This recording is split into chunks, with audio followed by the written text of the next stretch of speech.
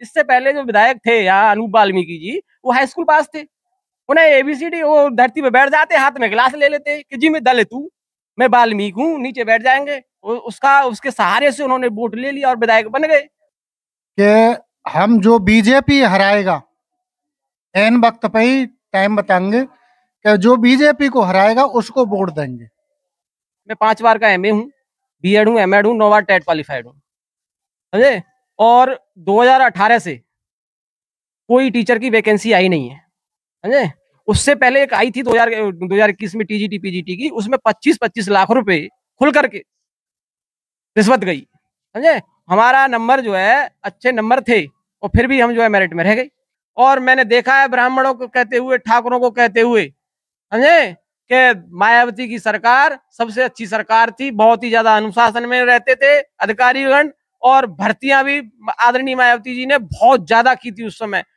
फिलहाल हम हैं खैर विधानसभा, जो कि उपचुनाव स्टार्ट हो चुका है खैर के अंदर। अब इस समय हम खैर विधानसभा के बाकनेर गांव में हैं और बाकनेर की ये बस्ती है जहां कुछ बुजुर्ग लोग बैठे हुए हैं। इनसे जो है खैर विधानसभा की जो उपचुनाव की जो तैयारियां चल रही हैं, तो तैयारियों को लेकर बात करेंगे और इनका जो मत होगा वो किस तरफ जाने वाला है, इससे संबंधित हम इनसे बात करने का प्रयास करेंगे।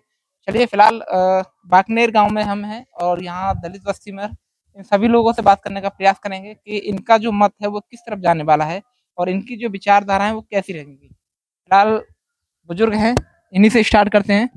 सर, स्वागत है आपका हमारे चैनल में। देखो, मेरा विचार तो ये है कि जब एंड टाइम पे ही हम अपना विचार रखेंगे कि हम किसी को वोट देनी है। मन में एक ख्याल जो है वो तो है, लेकिन जो हमारा जो खुल के विचार आएगा सामने, वो उसी टाइम पे ही हमारा विचार।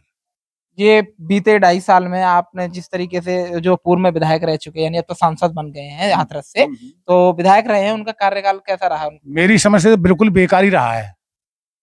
यहाँ एक शमशान घाट रहा हमारे गांव में, यहाँ हमारे ऐसी समाज में, खटी के समाज में, तो एक बुजुर्ग खत्म हो गए, वहां भाई डेथ बॉडी शमशान घाट से वापस आ गई।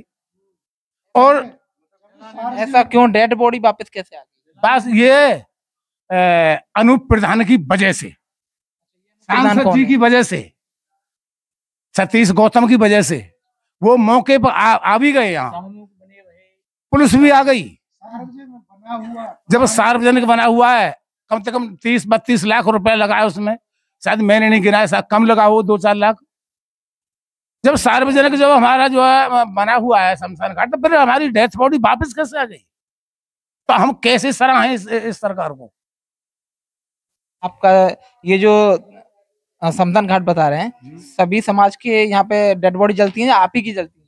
नहीं, सभी समाज के लिए। जो गवर्नमेंट ने बनवाया तो सभी समाज के लिए तो बनवाया है भाई। जब गवर्नमेंट पैसा दे रही है। रोकने वाले कौन थे?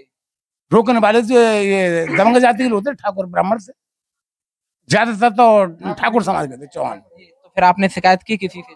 शिकायत और किससे करी? यहाँ सांसद जी यहाँ आ गए, विधायक यहाँ आ गए, पुलिस यहाँ आ गई, तो और शिकायत और बकाया कहाँ रह गई? क्या हुआ डेड बॉडी का फिर? कहाँ डेड बॉडी वहां से उठवाई, जब एक आवारा जगह पे, गलत जगह पे, जब कोई शमशान घाट नहीं है, रोड के सहारे जल लगाई गई।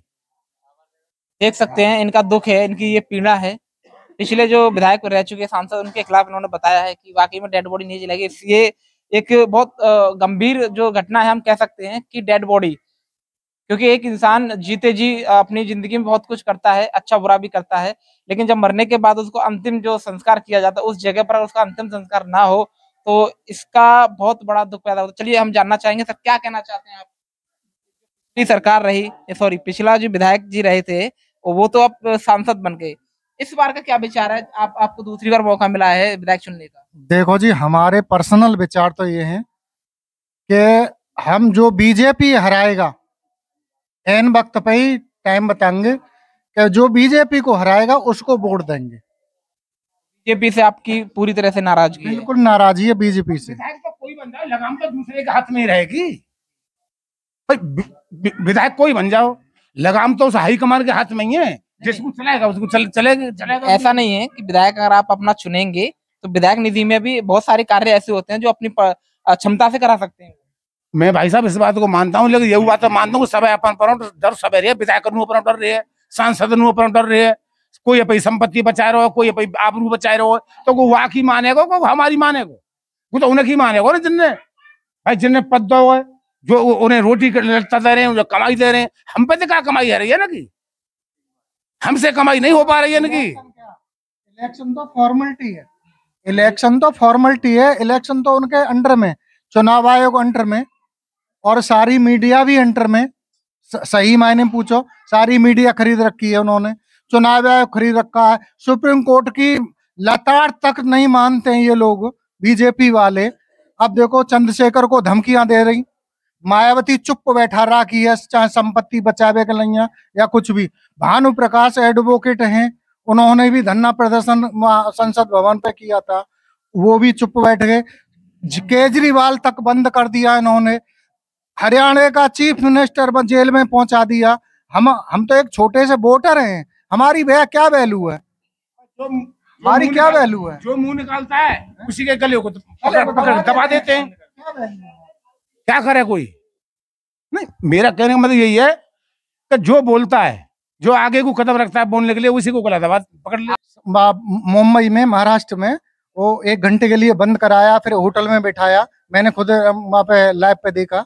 और हर जगह तानाशाही है इनकी। तो कोई तो आप अगर चाहें अपनी वोट के दम पर उनकी तानाशाही खत्म कर सकते हैं। देखो भाई साहब, वोट के दम पे जब तक ईवीएम नहीं खत्म होगा तब तक तानाशाही इनकी बरकरार बनी रहेगी। चलिए ईवीएम पे हम बात करेंगे थोड़ी देर के लिए। ईवीएम पे लगातार आरोप लगते आ रहे हैं, चाहे वो लोकसभा का चुनाव हो या विधानसभा का चुनाव हो। अभी फिलहाल अगर देखा जा रहा है, ईवीएम मात्र 10 सीटें ऐसी हैं जहाँ की ये उपचुनाव हो रहा है। अगर जनता एक कह सकते हैं कि जनता जोर लगाए या जनता कहे सरकार से, अगर सरकार मानती है तो इस 10 चुनावों को बिना ईवीएम के करा दिया जाए तो क्या रिजल्ट निकल के आएगा? देखो 10 की बात नहीं कर रहा हूं, जब तक इन्होंने ईवीएम खत्म नहीं करेंगे, हम तो माना के उनको, बीजेपी वालों को, मोदी जी को वोट मिलती है माना के, तो चाहे तो बैलेट पेपर आ जाओ, चाहे ईवीएम आ जाओ, फिर उनको डर क्यों लगता है ईवीएम हटाने में? भाई हम चाहते हैं मोदी जी को, माना के हम मोदी जी को चाहते हैं, तो बैलेट पेपर से भी चाहेंगे। सही कहा आपने, बैलेट पेपर से भी चाहेंगे, तो फिर उनको डर क्यों लगता है? ये सवाल है, ये बहुत बड़ा सवाल है। मोदी जी को चाहने वाले लोग चाहे ईवीएम से वोट डाले या बैलेट पेपर से वोट डाले, अगर ईवीएम मोदी जी को चाहेंगे वो वोट मोदी जी को डालेंगे, जो नहीं चाहेंगे वो नहीं डालेंगे। भाई चाहे बैलेट पेपर ले आओ, तो जब हम चाहेंगे ना मोदी जी को या योगी जी को, तो फिर भी ला सकते हैं, हम फिर भी तो ला सकते हैं। फिर वो ईवीएम को क्यों नहीं हटा रहे हैं? चुनाव आयोग से शिकायत की और चुनाव आयोग पे पत्र भी भेजे, डायरेक्ट मिले भी नेता लोग, तो ईवीएम को वो क्या नाम है उसका, मुझे नाम तो याद नहीं है, चुनाव जो अधिकारी है सबसे बड़ा देश में, उसने बिल्कुल नहीं माना कि ईवीएम को दोष लगाते हैं। अरे भाई, जब हम चाहेंगे मोदी जी को बुलाने के लिए तो हम तो बार बार मोदी जी को बुला लेंगे, मगर ईवीएम तो हटाओ। चाहेंगे तो ईवीएम हटा के बुला लेंगे। ईवीएम हट गया तो फिर आप मोदी जी को कैसे बुला पाएंगे? ना, उनको ऐसा लग रहा है। हाँ, उनको लग रहा है, उनको लग रहा है भाई साहब। चलिए अभी आगे हम और बात करना चाहेंगे, और उपचुनाव की तैयारियां लगातार चल रही हैं। अब जो है आपको 5 साल के भीतर दूसरी बार आपको मौका मिला है अपना विधायक चुनने का, तो आप किस तरीके का विधायक चुनना चाहेंगे? देखो, विधायक जो है ईमानदार छवि का हो, विकासशील पुरुष हो, पढ़ा लिखा हो, सुशिक्षित हो, समझे। यदि पढ़ा लिखा विधायक होगा तो वो विधानसभा में वो अपनी बात को, अपने क्षेत्र की जो बात है, समस्या है, उसको बड़े अच्छे तरीके से रख पाएगा। जब अनपढ़ गंवार आदमी, हाई स्कूल पास, जब विधायक बना दिया जाए तो उससे बोलना नहीं आएगा, वो एप्लीकेशन नहीं लिख सकता है, वो कुछ नहीं कर सकता है, वो बोल ही नहीं सकता, वो अपने क्षेत्र के विकास के बारे में जानेगा क्या? वो जानता ही नहीं है कि विकास होगा क्या। इससे पहले जो विधायक थे यहाँ, अनूप वाल्मीकि जी, वो हाई स्कूल पास थे, उन्हें एबीसीडी वो धरती पे बैठ जाते, हाथ में गिलास ले लेते कि जी मैं दलित हूँ, मैं वाल्मीकि हूँ, नीचे बैठ जाएंगे। उसके सहारे से उन्होंने वोट ले लिया और विधायक बन गए। अदरवाइज इंडिया में कास्टिज्म बहुत ज्यादा है, कास्टिज्म बहुत ज्यादा है। और आज भी अगर बहन जी हाई कास्ट की होती तो देश की प्रधानमंत्री होती। बहन जी को पसंद करते हैं लोग, पसंद करते हैं, लेकिन आप मान रहे हैं, लेकिन बहन जी को तो ऑफर भी आया था प्रधानमंत्री बनने के लिए, इंडिया गठबंधन में शामिल होने के लिए, तो बहन जी तो गई नहीं वहाँ। ऑफर नहीं था, ऑफर नहीं था, ऑफर उन्हें नहीं दिया गया। ये यानी जमीनी तौर पर हकीकत कुछ और थी। जब वो समाजवादी पार्टी से पिछले बार तो जब गठबंधन हुआ बीएसपी का, तो बीएसपी का वोट तो ट्रांसफर हो गया उस पर एसपी में, और एसपी का वोट यानी यादव समाज का वोट बिल्कुल ट्रांसफर नहीं हुआ बीएसपी के लिए। तो अब इसीलिए तो बहन जी ने मतलब गठबंधन से हट गई, वो शामिल नहीं हुई। देखो वोट पर में कहीं ना कहीं देखा जा रहा है कि गठबंधन से हटने के बाद बहन जी को नुकसान तो हुआ है। नुकसान, ये तो राजनीति है। पहले भाजपा भी बहुत दिन पहले की, कुछ दिन पहले की बात है, 4 लगातार पंचवर्षीय योजना आई, कभी बहन जी कभी मुलायम सिंह यादव, ये बनते रहे। उससे पहले भाजपा 0 थी यहाँ पे, समझे? तो ऐसे उतार चढ़ाव तो आते रहते हैं। इस बार आपका क्या विचार है? इस बार आप कौन विधायक चुनना चाहेंगे? मैं डॉक्टर पहल सिंह, बहुजन समाज पार्टी के जो प्रत्याशी हैं, उन्हीं को विधायक चुनना चाहूंगा। अभी ठीक है, सर्वे बता रहा है कि पहल सिंह जी का जो स्तर है वो थोड़ा सा कमजोर नजर आ रहा है, आप कैसे देख रहे हैं? मेरी तरफ से तो मजबूत है, मुझे तो लग रहा है मजबूत है। 50-55 हजार वोट हैं केवल और केवल जाटव समाज के, बेस वोट तो उनके पास है ही, और बघेल समाज से भी वोट मिल रहे हैं उन्हें।